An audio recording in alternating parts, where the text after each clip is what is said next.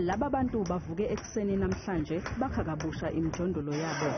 Umasipala waseTshwane ukhiphe amabhasi okubathutha beyobhaxa ezindaweni zesikhashana eMamelodi, kodwa ke Bale Baphetha.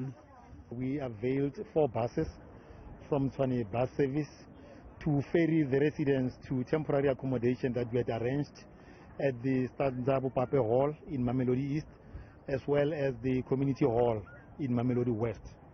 But the buses had to turn back empty because the residents refused to board the buses. Bathi ukusuka lapha kuzoba inkinga ngoba bakhe eduze kwalapho betoha khona. Manje ke kuzomela babe nemali yokugibela uma beya emsebenzini.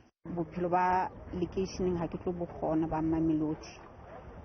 Ha ke tlo bokgona for nna ba bang ha ke tsebe. Lapha kungcono ngoba siseduze komsebenzi. Abaphathi bayasisiza lapha nalapha. Manje kuya eMamelodi kuzoba nzima kakhulu. Umphakathi kanye namabandla basize ngempahla yokwakha kanye nokuya ngasethunjini. We provided some tea and bread in the morning, and then we started with food, and so today the same. We did tea and bread in the morning. Le mjondolo igcwele kakhulu abantu ababuya eLesotho naseZimbabwe. Laba bantu bokufika bathi ke bazoqhubeka nokuhlala lapha ngoba angeke babuyele emazweni abo.